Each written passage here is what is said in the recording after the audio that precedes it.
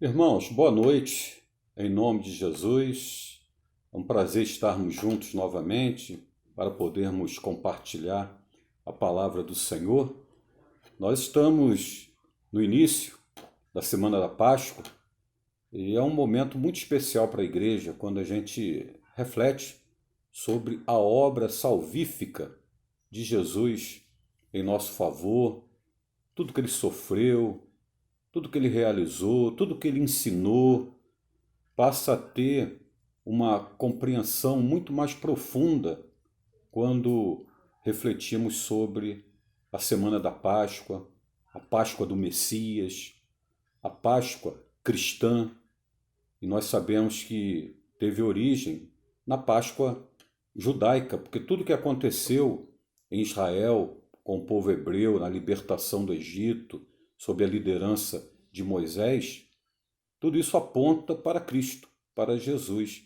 Então, a Páscoa tem um significado muito amplo, muita coisa envolvida ali. Então, é muito gostoso a gente poder estudar sobre a Páscoa, que tem o seu ápice na obra redentora de Jesus. Vamos fazer uma oração? Pai eterno, ó Deus, muito obrigado por mais uma vez podermos nos reunir diante de Ti, para podermos estudar a Tua palavra, que o Teu Santo Espírito venha edificar as nossas almas, os nossos corações, para que sejamos cristãos mais conscientes do que significa seguir a Cristo, do que significa a salvação, a redenção de Jesus, o que significa a vida eterna por meio da obra salvadora de Jesus Cristo. Muito obrigado, ó Pai. Continue falando aos nossos corações através da Tua palavra, que o Teu Santo Espírito nos ajude e que sejamos edificados em Cristo, o nosso Senhor. É em nome de Jesus que eu oro e agradeço. Amém. Irmãos, eu quero enfatizar no estudo que foi preparado aqui a perfeita humanidade de Jesus, a perfeita humanidade de Cristo. Era fundamental que Deus se encarnasse. Era fundamental que ele viesse a nós em forma humana. Então nós vamos entender alguns aspectos dessa importância da encarnação de Jesus. E eu vou ler aqui dois textos iniciais. O primeiro está em Filipenses capítulo 2 e o outro no Evangelho de João, no primeiro capítulo. Eu vou ler aqui Filipenses 2, são textos bem conhecidos, né?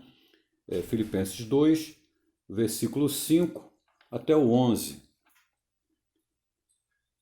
Tende em vós o mesmo sentimento que houve também em Cristo Jesus, pois ele, subsistindo em forma de Deus, não julgou como usurpação o ser igual a Deus.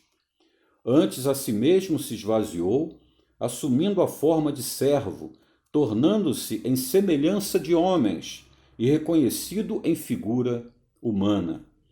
A si mesmo se humilhou, tornando-se obediente até a morte e morte de cruz.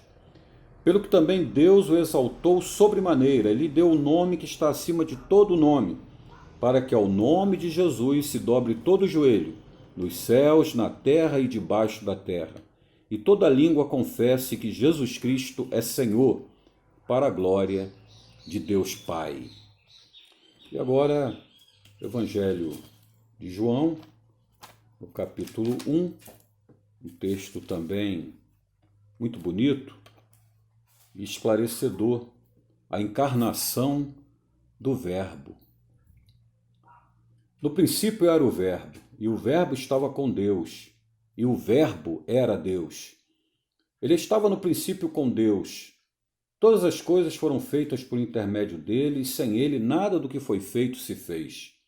A vida estava nele, e a vida era a luz dos homens. A luz resplandece nas trevas, e as trevas não prevaleceram contra ela. Houve um homem enviado por Deus cujo nome era João. Este veio como testemunha para que testificasse a respeito da luz, a fim de todos virem a crer por intermédio dele. João não era a luz, mas veio para que testificasse da luz, a saber, Jesus, a verdadeira luz, que vinda ao mundo ilumina a todo homem. O Verbo estava no mundo, o mundo foi feito por intermédio dele, mas o mundo não o conheceu.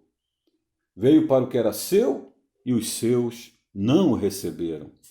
Mas a todos quantos o receberam, deu-lhes o poder de serem feitos filhos de Deus, a saber, aos que creem no seu nome, os quais não nasceram do sangue, nem da vontade da carne, nem da vontade do homem, mas de Deus. E o Verbo se fez carne e habitou entre nós, cheio de graça e de verdade. E vimos a sua glória, glória como do unigênito do Pai. Irmãos, são textos claros, cristalinos, esclarecedores, que falam da perfeita humanidade de Jesus, a perfeita humanidade do Verbo que se encarnou. Por isso eu vou ler aqui algo do nosso estudo, que diz assim: não foi à toa que João escreveu essas palavras maravilhosas. Em todos os seus escritos, especialmente no Evangelho, como também nas cartas, vemos uma preocupação ímpar em demonstrar que Jesus foi um ser humano de verdade, e que, excetuando o pecado, nosso mestre possuía exatamente as mesmas características de qualquer um de nós. Então o apóstolo João, o apóstolo amado, ele, nos evangelhos, né, e nos seus escritos, nas suas cartas, ele sempre teve essa preocupação em mostrar que Deus realmente veio em carne. E ele era um homem, 100% homem. Não deixou de ser 100% Deus. E mesmo assim era 100% humano. Então João combatia até mesmo umas heresias da sua época, principalmente o gnosticismo. Porque o gnosticismo, o gnóstico, ele até reconhecia a divindade de Jesus, né? Eles reconheciam a divindade de Jesus, mas eles não aceitavam que Deus tinha vindo ao mundo realmente em forma carnal. E Jesus era divino, mas ele não tinha um corpo de verdade, era apenas uma aparência. As pessoas olhavam para Jesus, parecia que ele era humano, mas aquilo era uma ilusão, né? Deus veio a nós com uma aparência corpórea, mas não um corpo real. Era como se fosse um corpo fantasmórico, né? Mas que não era carne de verdade.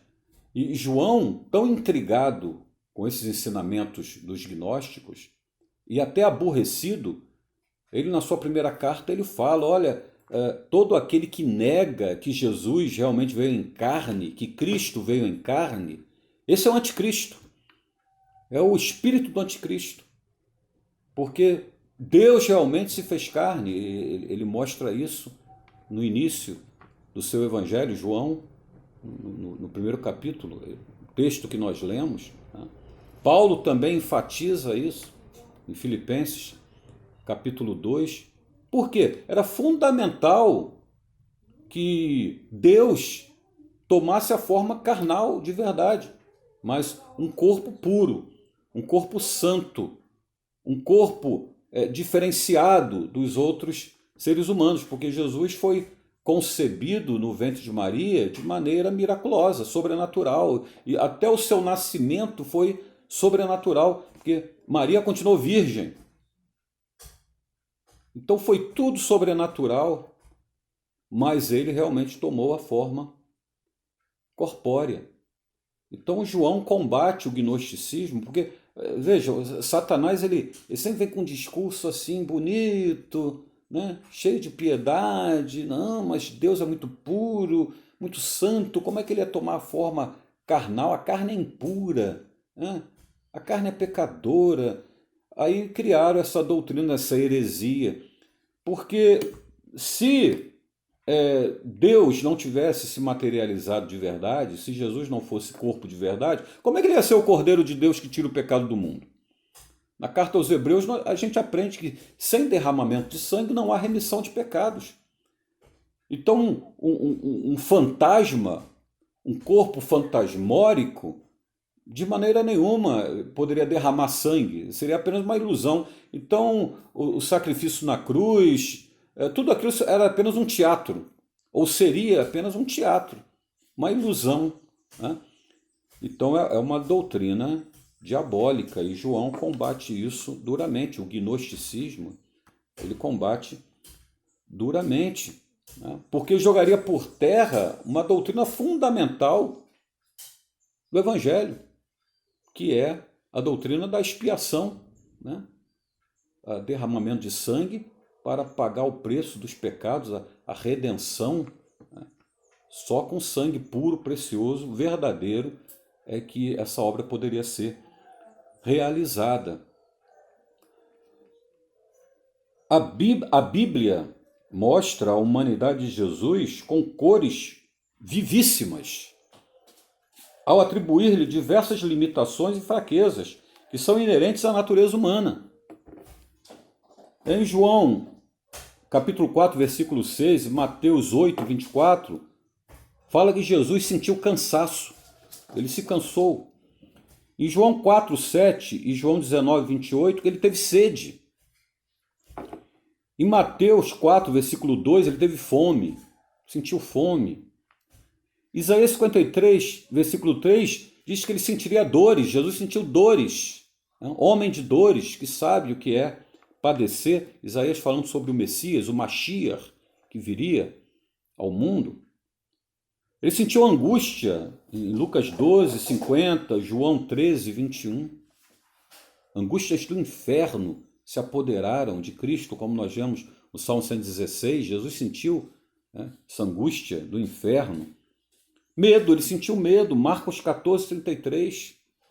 Sentiu medo, sentiu um temor. Né, o seu lado carnal, né, humano. Né? Então ele era verdadeiramente humano.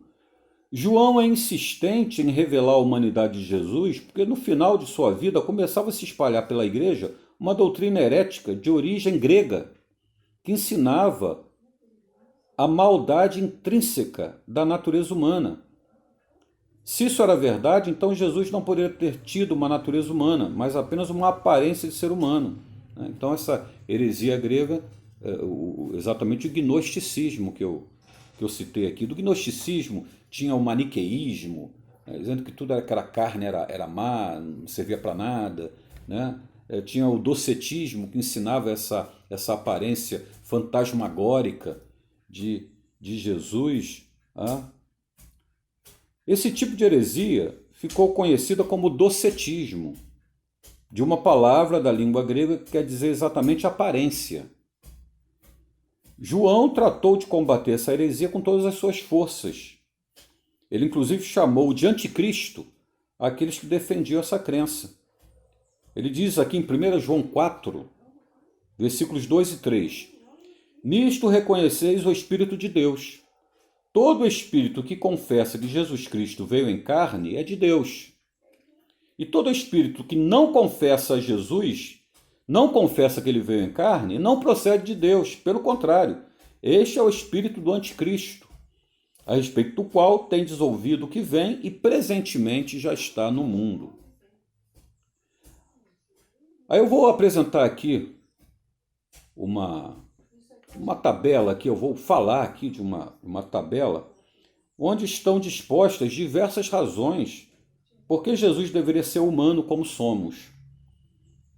E cada um desses tópicos já seria suficiente para uma lição inteira sobre esse assunto para as nossas vidas.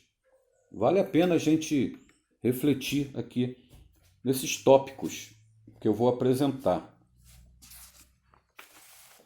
Qual a necessidade da natureza humana de Jesus? Então tem aqui sete razões, né, que provam a necessidade de Jesus realmente ter se feito homem, né? E Cristo realmente ter se encarnado, né? Em primeiro lugar, para obedecer a Deus em nosso lugar. Então, esse é o primeiro ponto, né? Então, era preciso que Deus se fizesse carne, era preciso que o Filho de Deus se fizesse carne, se fizesse homem de verdade, para nos dar o exemplo, né? Para dar um exemplo vivo de como é que Deus quer que nós sejamos. Então ele veio para obedecer a Deus em nosso lugar. Romanos 5, vamos ler aqui. Romanos 5, 18 e 19. Diz assim: Pois assim como por uma só ofensa veio o juízo sobre todos os homens para condenação, assim também por um só ato de justiça veio a graça sobre todos os homens para justificação que dá vida. Porque como pela desobediência de um só homem, muitos se tornaram pecadores, assim também por meio da obediência de um só, muitos se tornarão justos. Então, em primeiro lugar, Jesus tinha que se fazer homem de verdade, Deus tinha que se encarnar de verdade, para dar o exemplo de obediência, para mostrar ao homem como é que nós temos que obedecer a Deus. Então, o primeiro Adão não era homem? O primeiro Adão, ele desobedeceu, né? E a humanidade toda caiu em desgraça. Aí veio o segundo Adão, tinha que ser homem também, para corrigir o que o primeiro Adão havia feito de errado, tá? Então, o segundo Adão obedeceu, cumpriu plenamente os preceitos divinos, os preceitos da palavra de Deus. Então, ele teve pleno sucesso para servir de exemplo para nós. Então, em primeiro lugar, a necessidade da natureza humana de Jesus para obedecer a Deus em nosso lugar. Em segundo lugar, qual a necessidade da natureza humana de Jesus? Para ser um sacrifício substitutivo, para ser o Cordeiro de Deus que tira o pecado do mundo, segundo João Batista. Hebreus 2, vamos ler agora, para ser um sacrifício substitutivo, um sacrifício vicário. Hebreus 2, versículos 16 e 17. Pois ele, evidentemente, não socorre anjos, mas socorre a descendência de Abraão.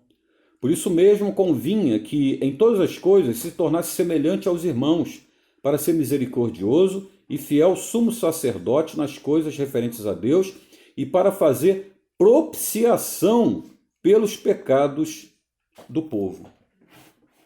Então ele tinha que ser o nosso sacrifício vicário para fazer propiciação pelos nossos pecados. Com o derramamento do sangue, do seu sangue precioso, foi feita a expiação dos nossos pecados. E terceiro, qual a necessidade da natureza humana de Jesus? Para ser um único mediador entre Deus e os homens. Tá? Em 1 Timóteo, capítulo 2, versículo 5. 1 Timóteo 2, versículo 5. Porquanto há um só Deus e um só mediador entre Deus e os homens, Cristo Jesus, homem. Então era preciso que ele se encarnasse, fosse homem de verdade, para ser o nosso mediador, né? Para ser o nosso sumo sacerdote. O sumo sacerdote não tinha que ser um homem, né? O sumo sacerdote, ele levava os homens a Deus. Então Jesus fez isso. Os profetas levavam Deus aos homens, né? Os profetas levavam Deus aos homens. Já os sacerdotes levavam os homens a Deus. Eles serviam de ponte, né?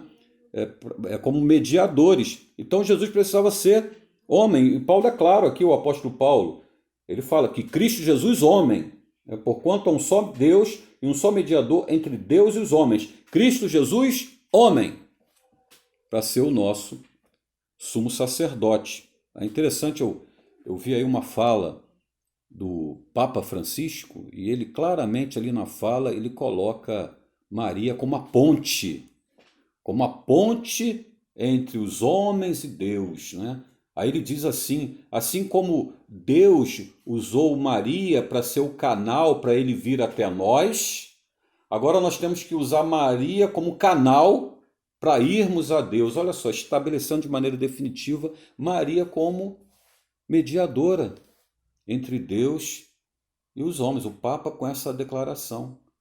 E que ela é a ponte, uma ponte maravilhosa que Deus estabeleceu para ligar os homens a Deus. Olha só. Aí contrariando a palavra aqui de Paulo, contrariando a palavra de Pedro, que diz que abaixo do céu não existe nenhum outro nome dado entre os homens pelo qual importa que sejamos salvos. Né? Contrariando o próprio Jesus. Lá em João 14, versículo 6, quando ele fala, eu sou o caminho, a verdade e a vida. Ninguém vem ao Pai senão por mim. Ninguém. Só por meio de Jesus. Até quando ele ensina a orar, ele não coloca o nome de ninguém. E tudo pedis ao Pai em meu nome. Ele não fala tudo pedis ao Pai em nome de Maria, em nome de Pedro, em nome de Paulo, ou em nome de um profeta. Ele diz em meu nome. Tudo pedis ao Pai em meu nome. Então a Bíblia sempre apresenta, o Novo Testamento sempre apresenta Jesus como o único que pode nos levar ao Pai. Aí como é que alguém chega, um líder religioso chega aí e colocando Maria como a ponte, como mediadora, né, como canal. Né? Em quarto lugar, qual a necessidade da natureza humana de Jesus? Para cumprir o propósito original do homem de dominar a criação. Olha, o homem falhou nesse intento, né, de dominar a criação. Deus falou que o homem teria que sujeitar a própria criação. Né? Então Jesus veio como homem para cumprir esse propósito original de dominar a criação. Hebreus 2, versículos 8 e 9, diz assim: todas as coisas sujeitaste debaixo dos seus pés. Quer dizer, o Pai sujeitou todas as coisas ao seu Filho. Ora, desde que lhe sujeitou todas as coisas, nada deixou fora do seu domínio. Agora, porém, ainda não vemos todas as coisas a ele sujeitas. Vemos, todavia, aquele que, por um pouco, tendo sido feito menor que os anjos, Jesus, por causa do sofrimento da morte, foi coroado de glória e de honra, para que, pela graça de Deus, provasse a morte por todo o homem. Então, o Pai sujeitou a Jesus todas as coisas que foram criadas, né? E ele sustenta todas as coisas pela palavra do seu poder. Nós lemos aqui em Hebreus 1, diz assim, Hebreus 1, a partir do verso 1, havendo Deus outrora falado muitas vezes, de muitas maneiras, aos pais pelos profetas, nesses últimos dias nos falou pelo Filho, a quem constituiu o herdeiro de todas as coisas, pelo qual também fez o universo. Ele que é o resplendor da glória, expressão exata do seu ser, sustentando todas as coisas pela palavra do seu poder, depois de ter feito a purificação dos pecados, assentou-se à direita da majestade nas alturas. Então, domínio, Deus lhe deu o domínio que era para o homem ter feito, o homem fracassou. Jesus veio como homem para sujeitar todas as coisas, dominar a própria criação. Quinto lugar, qual a necessidade da natureza humana de Jesus? Para ser nosso exemplo e padrão de vida. Né? Nós vimos lá o primeiro ponto para ele ser obediente, né? Para ele ser obediente, em nosso lugar ele cumpriu plenamente a obediência, o segundo Adão cumpriu total obediência, porque o primeiro Adão falhou, desobedeceu. E aqui nesse item, que é o quinto, para ser nosso exemplo e padrão de vida. 1 João, vamos ler aqui, você com a sua Bíblia também, abre aí. 1 João 2, versículo 6. Aquele que diz que permanece nele, esse também deve andar assim como ele andou. Olha aí, Jesus como modelo. Temos que andar assim como Jesus andou, para ser o nosso modelo, nosso padrão de vida, nosso exemplo de vida. 1 Pedro 2, 1 Pedro, capítulo 2, versículo 21. 1 Pedro 2, 21. Porquanto, para isto mesmo, fostes chamados, pois que também Cristo sofreu em vosso lugar, deixando-vos exemplo, para seguirdes os seus passos. Sexto lugar, qual a necessidade da natureza humana de Jesus? Para ser o padrão de nosso corpo redimido. Né? Ou seja, assim como ele ressuscitou, né, e teve o corpo glorificado, redimido, assim todo aquele que está em Cristo também, né, provará da ressurreição plena, após a morte, né, provará da ressurreição plena e terá também o seu corpo glorificado, seu corpo redimido, assim como aconteceu com Jesus. Então, como é que Jesus ia dar esse exemplo de ressurreição física e corpo glorificado se ele não tivesse um corpo de verdade? Então, também, para mostrar o que aconteceu com Jesus como homem, vai acontecer conosco também. Assim como aconteceu com a ressurreição física de Jesus sendo glorificado, assim acontecerá com os seus santos. Está em 1 Coríntios, vamos ver aí, 1 Coríntios capítulo 15, que fala da ressurreição física. Eu vou ler o versículo 23 primeiro, 1 Coríntios 15, 23. Cada um, porém, por sua própria ordem. Cristo as primícias, depois que são de Cristo na sua vinda. Então, primeiro quem ressuscitou, o único que ressuscitou até hoje para a eternidade, com o corpo glorificado, foi Jesus. Por isso que ele é a primícia dos que dormem. Inclusive Maria, eu falei aqui de Maria, né? Quem invoca Maria está invocando uma pessoa que fisicamente nem ressuscitou, está morta. É uma necromancia. Quem invoca Maria é um necromante, está invocando o morto, né? Está invocando quem morreu. Tá? Então, Jesus é a primícia dos que dormem. Cada um, porém, por sua própria ordem. Cristo as primícias, depois que são de Cristo, na sua vinda. Né? A ressurreição, arrebatamento da igreja, os mortos em Cristo ressuscitarão primeiro. Agora 42 a 44. 1 Coríntios 15, 42 a 44. Pois assim também é a ressurreição dos mortos. Semeia-se o corpo na corrupção, ressuscita na incorrupção. Semeia-se em desonra, ressuscita em glória. Semeia-se em fraqueza, ressuscita em poder. Semeia-se corpo natural, ressuscita corpo espiritual. Se há corpo natural, há também corpo espiritual. Aí diz aqui, no versículo 49, e assim como trouxemos a imagem do que é terreno, devemos trazer também a imagem do celestial. Cristo sendo o exemplo do que ocorrerá com os santos. E o sétimo lugar, qual a necessidade da natureza humana de Jesus? Para compadecer-se como sumo sacerdote. Ele é o nosso sumo sacerdote que intercede por nós junto ao trono da graça, junto ao trono do Pai, ao trono de Deus. Hebreus 2, versículo 18. Vamos ver aqui. Hebreus 2, 18. Pois naquilo que ele mesmo sofreu, tendo sido tentado, é poderoso para socorrer aos que são tentados. Tá? Intercedendo por nós como sumo sacerdote. E capítulo 4, Hebreus 4, versículos 15 e 16. Porque não temos sumo sacerdote que não possa compadecer-se das nossas fraquezas. Antes foi ele tentado em todas as coisas, à nossa semelhança, mas sem pecado. Acheguemo-nos, portanto, confiadamente junto ao trono da graça, a fim de recebermos misericórdia e acharmos graça para socorro em ocasião oportuna. Glória a Deus por isso. Nós temos agora um sumo sacerdote que intercede por nós e inclusive o Espírito Santo nos ajuda, né? Também nos ajuda quando oramos, né? com gemidos inexprimíveis e tendo Cristo como o nosso sumo sacerdote.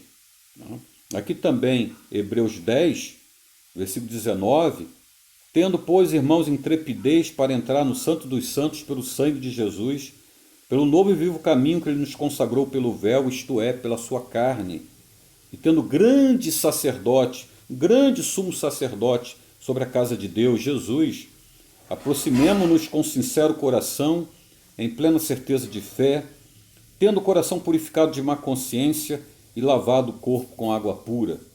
Guardemos firme a confissão da esperança sem vacilar, pois quem fez a promessa é fiel. Então vimos aí 7 necessidades, né, que comprovam, né, necessidades nossas para que Jesus se tornasse homem. Né? E também aqui a pergunta, qual a necessidade da natureza humana de Jesus? Então temos aqui 7 necessidades. Primeira, para obedecer a Deus em nosso lugar. Segunda, para ser um sacrifício substitutivo, vicário.